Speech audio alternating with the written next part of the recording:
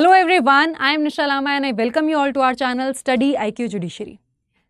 एक बच्चे के गार्डियंस कौन होते हैं? माँ और बाप। और हमारी पेट्रियार्कल सोसाइटी के अंदर तो पहला गार्डियन बाप होता है, उसके बाद माँ होती है। जनरली जो 5 साल से कम के बच्चे होते हैं उनके केसेस में माँ को पहला गार्डियन माना जाता है, क्योंकि बच्चे की उस टाइम पे नीड्स डिफरेंट होती हैं। बट अदरवाइज जो जनरल गार्डियन या नेचुरल गार्डियन हमारी सोसाइटी में, हमारे समाज में एक बच्चे का होता है, वो होते हैं उसके पिता। और हम ये भी मानते हैं कि एक बच्चे के हित के बारे में, एक बच्चे के वेलफेयर के बारे में, एक बच्चे के इंटरेस्ट के बारे में उसके माँ बाप से बेहतर कोई नहीं सोच सकता है। हमारे समाज में एक नैरेटिव भी रहता है कि माँ बाप से ऊपर कोई नहीं होता है, और जो कि सच भी है। माँ बाप को हम भगवान का दर्जा अपनी ज़िंदगी में देते हैं, बट बहुत सारी ऐसे बच्चे भी इस दुनिया में हैं जिनके माँ बाप खुद बैलेंस्ड पर्सनालिटीज़ नहीं हैं, खुद अपने आप में पूरी तरह से उनका व्यक्तित्व ठीक नहीं है। वो अब एक समाज के अंदर ठीक से एक अच्छा सिटीजन बन के भी नहीं रह सकते हैं। तो एक माँ बाप का जो दर्जा है, माँ बाप का जो रोल है, वो ठीक से वो नहीं निभा पाते हैं। तो ऐसे माँ बाप को भी क्या बच्चे की कस्टडी दी जा सकती है?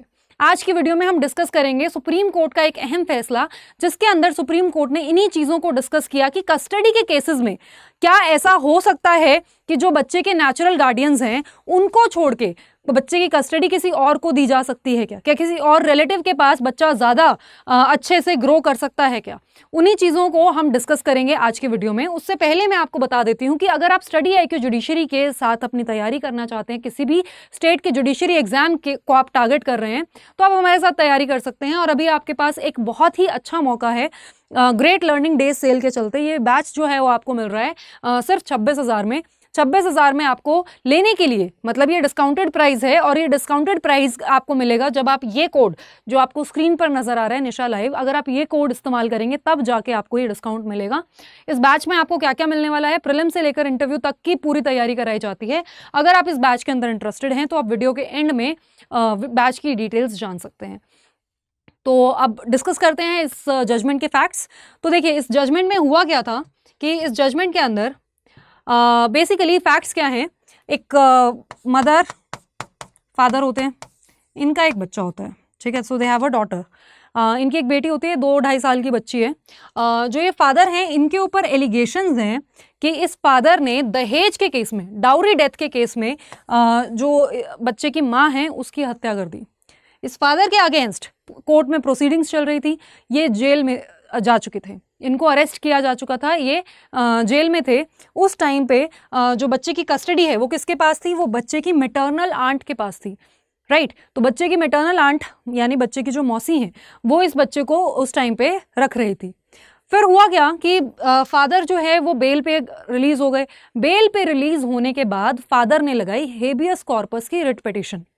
हाई कोर्ट में हेबियस कॉर्पस की रिट पिटीशन लगाई फादर और फादर के पेरेंट्स ने, मतलब बच्चे के पिता और बच्चे के दादा दादी ने हाई कोर्ट के अंदर रिट पिटीशन लगाई कि ये जो बच्चा है इसकी कस्टडी इलीगली गई हुई है इसकी मौसी के पास, और हमें हमारा बच्चा वापस चाहिए। इस बच्चे की कस्टडी इसकी मौसी के पास नहीं बल्कि मेरे पास होनी चाहिए, फादर का ये कहना था। हाई कोर्ट ने भी फादर की बात से अग्री करते हुए बच्चे की कस्टडी दे दी फादर को। हाई कोर्ट का कहना था कि फादर और मौसी में से फादर नेचुरल गार्डियन होता है, तो बच्चे की कस्टडी नेचुरल गार्डियन के पास होनी चाहिए, ना कि मौसी के पास। और ये कहते हुए बच्चे को जो मौसी हैं उनको ऑर्डर दे दिया कि बच्चे को आप 15 दिन के अंदर अंदर फादर के पास भेज दें। अब इस ऑर्डर से अग्रीव्ड थी वो, इस ऑर्डर से परेशान थी, इस वजह से उन्होंने सुप्रीम कोर्ट के अंदर अपील लगाई। जब वो सुप्रीम कोर्ट में पहुंची तो सुप्रीम कोर्ट ने यहाँ पे कुछ ऑब्जर्वेशंस दिए, उन ऑब्जर्वेशंस को ही हम इस वीडियो में डिस्कस करेंगे। सुप्रीम कोर्ट का कहना था कि इस केस के अंदर जो कोर्ट का अप्रोच था, उस अप्रोच को लेकर हमारा जो जुडिशियल कॉन्शियंस है वो शॉक में है कि आप इस तरह से कैसे डिसाइड कर सकते हैं किसी कस्टडी बैटल को। आप ऐसे कैसे डिसाइड कर सकते हैं कि मियरली बिकॉज फादर जो है वो एक नेचुरल गार्डियन है तो बच्चे की कस्टडी नेचुरल गार्डियन के पास होनी चाहिए। ऐसे केसेस में जो पेरेंट्स हैं उनके राइट्स को नहीं देख सकते हैं। कोर्ट का कहना था कि पेरेंट्स के राइट्स को ध्यान में नहीं रखा जाता है, बल्कि देखा जाता है बच्चे का इंटरेस्ट, बच्चे का वेलफेयर। अगर 2 पार्टीज हैं कस्टडी बैटल में, 2 लोग आपस में लड़ रहे हैं कि बच्चे की कस्टडी मुझे मिलनी चाहिए, बच्चे की कस्टडी मुझे मिलनी चाहिए, अगर ऐसा कोई बैटल चल रहा है तो उसके अंदर दोनों पार्टीज के राइट नहीं देखे जाते हैं। बल्कि ये देखा जाता है कि बच्चा कहाँ पे ज्यादा अच्छे से ग्रो कर सकता है, कहाँ पे उस बच्चे को एक अच्छा एनवायरनमेंट मिल सकता है जहाँ पे उसकी प्रॉपर तरीके से ग्रोथ हो सकती है कि वो एक सोसाइटी का एक अच्छा एलिमेंट बनकर निकल सकता है। ऐसी क्या क्या चीजें हैं जो कोर्ट कंसिडर करता है कस्टडी बैटल्स के अंदर? तो इस केस में कोर्ट ने यही कहा था कि यहाँ पे कभी भी जो पार्टीज की लीगल राइट्स हैं उनको नहीं कंसिडर कर सकते। कोर्ट का कहना था कि बच्चा कोई एक ट्रांसफरेबल या मूवेबल प्रॉपर्टी नहीं है कि पार्टीज का आपस में झगड़ा चल रहा है तो उन दोनों की बातों को सुन के डिसाइड कर लो कि बच्चा यहां जाएगा या वहां जाएगा। उन दोनों के राइट्स को नहीं कंसिडर किया जा सकता है, बल्कि कंसिडर किया जाता है कि बच्चा कहां पे ज्यादा अच्छे से ग्रो कर सकता है। और अगर ऐसा व्यू हाईकोर्ट ले रहा है तो ये बहुत गलत अप्रोच है हाईकोर्ट की, ऐसा सुप्रीम कोर्ट का मानना है।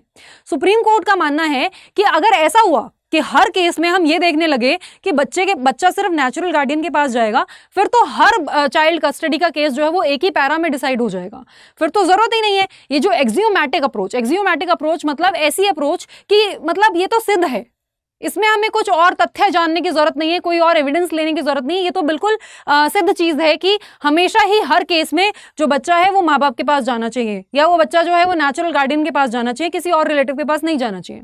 तो ऐसे में तो हर कस्टडी बैटल को डिसाइड करना 2 मिनट का काम होगा, लेकिन क्या वो 2 मिनट के काम से बच्चे का जो इंटरेस्ट है वो पूरा होगा?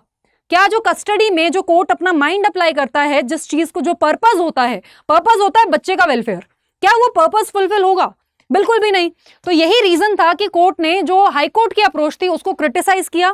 कोर्ट का कहना था कि इस तरह की अप्रोच से बच्चे का वेलफेयर नहीं पूरा हो सकता है, ऐसी अप्रोच बहुत गलत है, और अगर हाई कोर्ट ने इस तरह की अप्रोच ली है तो इसको चेंज किया जाना चाहिए। हियरिंग के दौरान कोर्ट ने कहा कि बच्चा जो है वो जो उसके फादर को जब अरेस्ट किया गया था तो उस दौरान बच्चा मौसी के पास था। अचानक से आप उसकी कस्टडी चेंज कर रहे हैं ओनली बिकॉज कि बाप जो है वो नेचुरल गार्डियन है। ये जो रीजन था कस्टडी चेंज करने का, ये रीजन ठीक नहीं था। It was unjust to the child, बच्चे के साथ गलत हुआ है, ठीक है। तो ये रीजन था, कोर्ट ने जो इस फैसले को क्रिटिसाइज किया। कोर्ट ने एक सजेशन भी दिया, सजेशन ये दिया कि ऐसा हो सकता है कि जो बच्चा है वो अपने बाप से मिले, अपने पिता से वो मिल सके, ऐसा एक अरेंजमेंट किया जा सकता है। जो लीगल सर्विसेज का ऑफिस है वहां पे उनकी जो वहां का सेक्रेटरी है उनके प्रेजेंस में बाप अपनी बेटी से मिल सकता है। और ये जरूरी भी है कि बच्चे का एक अपने फादर के साथ एक रिलेशन तो होना चाहिए। तो उसके लिए कोर्ट ने ये भी सजेस्ट किया कि एक साइकोलॉजिस्ट की हेल्प भी ली जा सकती है, जो कि बाप और बच्चे के उसके दादा दादी के साथ जो रिलेशंस हैं उनको इंप्रूव करने में हेल्प कर सकता है, ताकि जो बच्चा है वो अपने पिता के साथ, अपने दादा दादी के साथ सहज महसूस कर सके, उनके साथ कंफर्टेबल महसूस कर सके। और अगर उनका एक रिलेशन बिल्ड हो जाता है, उनके बीच में एक अच्छा रिलेशन बिल्ड हो जाता है, उस केस में इस बच्चे को उसके पिता या उसके दादा दादी के पास भेजा जा सकता है। लेकिन उस टाइम पे भी ये कंसिडर किया जाएगा कि बच्चे के क्या कंसर्न्स हैं। अगर बच्चा उनके साथ कंफर्टेबल फील नहीं करता है, बच्चा उनके साथ नहीं रहना चाहता है, उस केस में बच्चे को उनके पास नहीं भेजा जाएगा। तो ये सारे फैक्टर्स को कंसिडर किया जाता है। और इस केस के अंदर क्योंकि जो फादर को जो काउंसिल रिप्रेजेंट कर रहे थे, ही रेजिस्टेड कि नहीं, ये जो ऑर्डर सुप्रीम हाई कोर्ट का जो ऑर्डर है उसको चेंज ना किया जाए, तो उसकी वजह से सुप्रीम कोर्ट ने इस जजमेंट को रिजर्व कर लिया। बट सुप्रीम कोर्ट के जो ऑब्जर्वेशंस थे वो यही थे कि कस्टडी बैटल्स के केस में सिर्फ और सिर्फ एक ही चीज देखी जाती है, वो है बच्चे का वेलफेयर। उसके अलावा और कोई चीज नहीं कंसिडर की जा सकती है। अब बच्चे के वेलफेयर में कोर्ट ने पहले अपने प्रीवियस जजमेंट्स में भी ये चीज बोली है कि when it comes to the welfare of a child, जहां पे बात आती है बच्चे के वेलफेयर की, वहां पे दो पार्टीज में ये नहीं देखा जाता कि कौन ज्यादा बुरा है, बल्कि ये देखा जाता है कि कौन ज्यादा अच्छे से रख सकता है। तो ऐसा हो सकता है कि दो लोग हैं आपस में और दोनों ही बच्चे को अच्छे से रखना चाहते हैं और अच्छे से रखने की क्षमता रखते हैं, पर कौन सी पार्टी ज्यादा अच्छे से रख सकती है, उस पार्टी को बच्चे की कस्टडी दी जाती है। अब इस केस के अंदर जो फादर हैं उनके ऊपर एलिगेशन है, यहाँ पे प्रूव नहीं हुआ है कि फादर ने माँ को मारा ही है। यहाँ पे फादर के ऊपर एलिगेशंस हैं कि फादर ने माँ को डाउरी डेथ के लिए मारा है, और ऐसे में जो बच्चा है वो उस दौरान अपनी मौसी के पास रहा है। तो क्या ऐसे में इस बच्चे की कस्टडी सिर्फ इस बेसिस पे चेंज की जा सकती है कि फादर नेचुरल गार्डियन है? ये गलत है।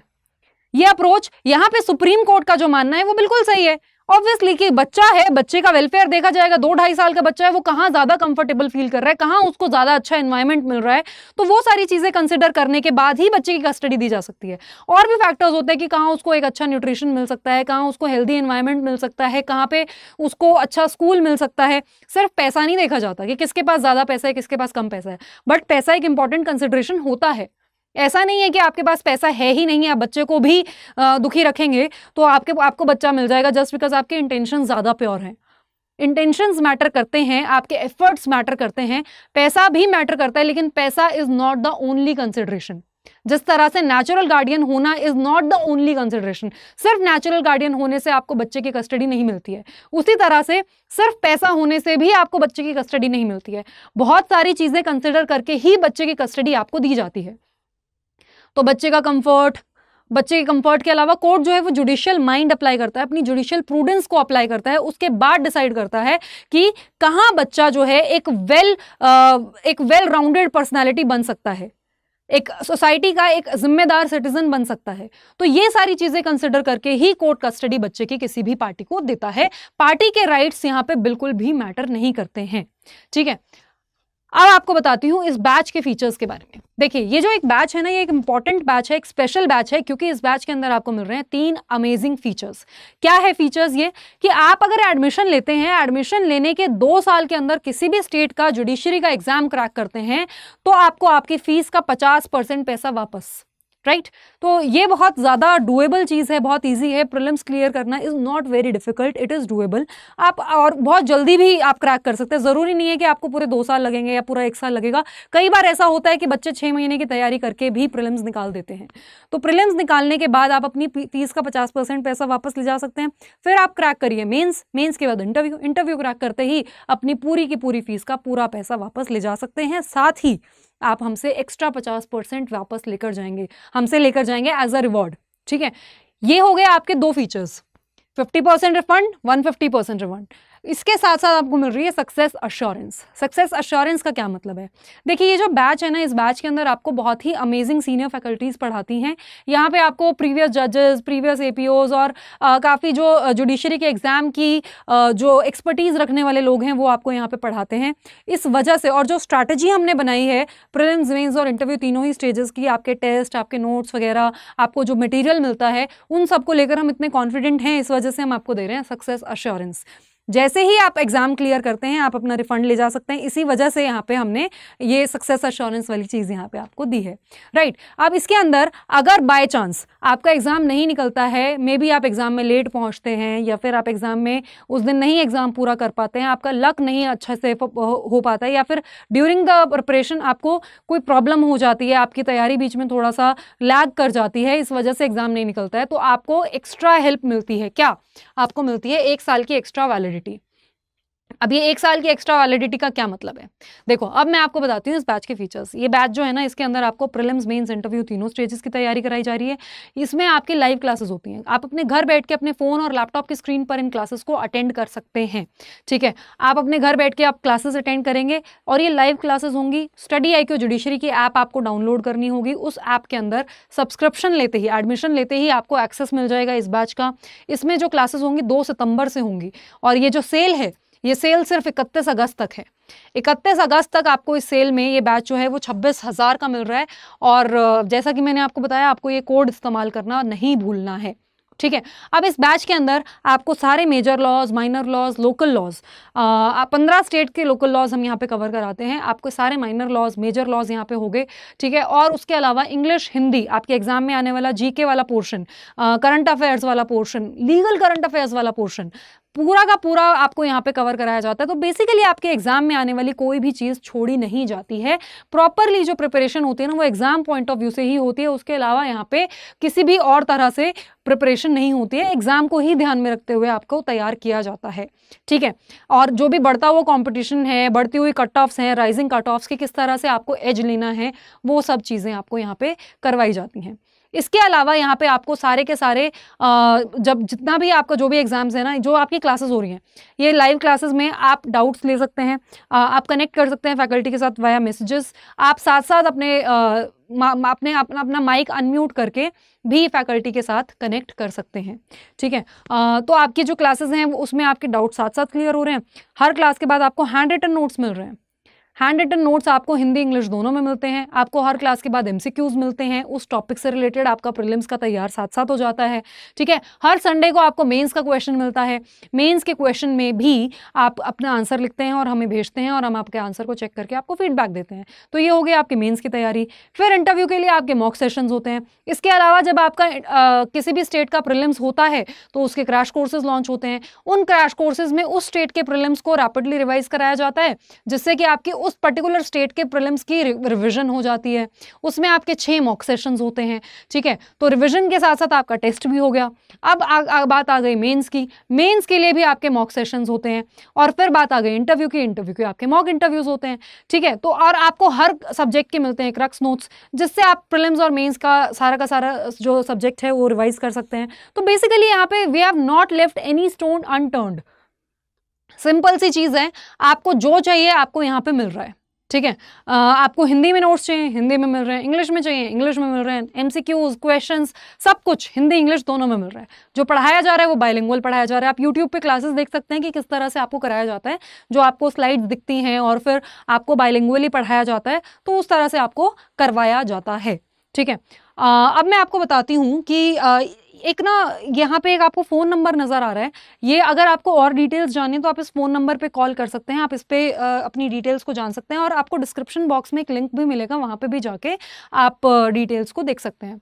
अगर आप मुझसे कोई बात पूछना चाहते हैं एडमिशन के रिगार्डिंग, आपको लगता है कि नहीं मेरा ये पर्टिकुलर कंसर्न है और पहले आप मुझे ये कंसर्न बताइए, उसके बाद ही मैं एडमिशन लूँगा या लूँगी, तो फिर आप मुझसे कनेक्ट कर सकते हैं। मेरे इंस्टाग्राम पे nisha_lamba07 पे आप मैसेज कर सकते हैं, या फिर मेरे टेलीग्राम चैनल पर आप मुझसे कनेक्ट कर सकते हैं। वहाँ पे आपको मेरी जो अपकमिंग वीडियोस हैं उनके लिंक्स मिलते हैं। उसके अलावा आपको वहाँ पे पीपीटीज भी मिलती हैं, जो ये पीडीएफ्स में आपके लिए यहाँ पे लेकर आती हूँ, जो पीपीटी में आपके लिए यहाँ पे लेकर आती हूँ, ये भी आपको मेरे टेलीग्राम पे मिलती हैं। राइट, तो ऐसे ही अपडेट्स जानने के लिए, लीगल अपडेट्स जानने के लिए स्टडी IQ जुडिशरी चैनल के साथ जुड़े रहिए। Thank you.